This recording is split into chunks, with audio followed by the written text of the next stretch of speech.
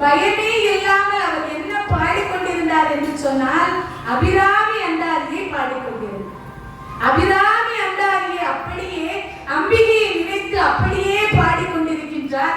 அந்த சக்தியானவள் இந்த அகில உலகத்தை காத்து படைத்து ரசித்து அருளக்கூடிய நம்முடைய எம்பெருமான் சிவபெருமானுடைய இடது பாகத்திலே அமர்ந்திருக்கக்கூடிய தேவியாக இருக்கக்கூடிய ஆதி பராசக்தியாக இருக்கக்கூடியவள் அப்படியே அவருடைய மனதிலே போகின்றார்.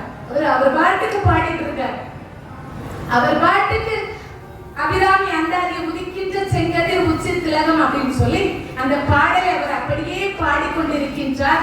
இவர் என்ன திடீர்னு சொல்லவே இல்லை.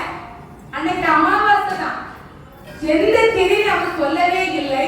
அப்படியே பாடிக்கொண்டிருக்கின்றார். அங்கே இருக்கின்றவர்கள் 100 கயிறுகள் கட்டப்பட்டிருப்பதை ஒவ்வொரு கயிறாக வெட்டி வெட்டி வெட்டி வெட்டி விடுகின்றார்கள்.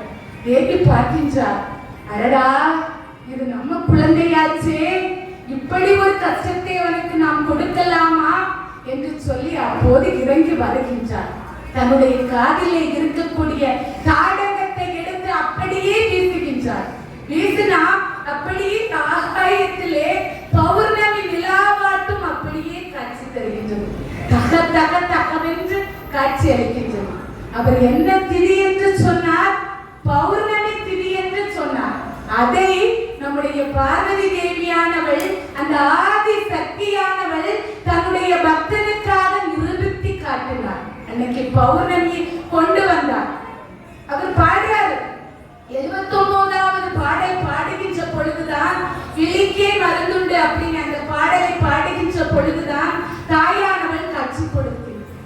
வரிசை அதுக்கு 20 பாட்டு இருக்கு. அவர் சந்தோஷமா பாடுறாரு, சந்தோஷமா பாடி முடிக்கின்றார். அன்று முதல் அந்த அபிராமி அந்தாதியை பாடிய அபிராமி பட்டர் என்று அவர்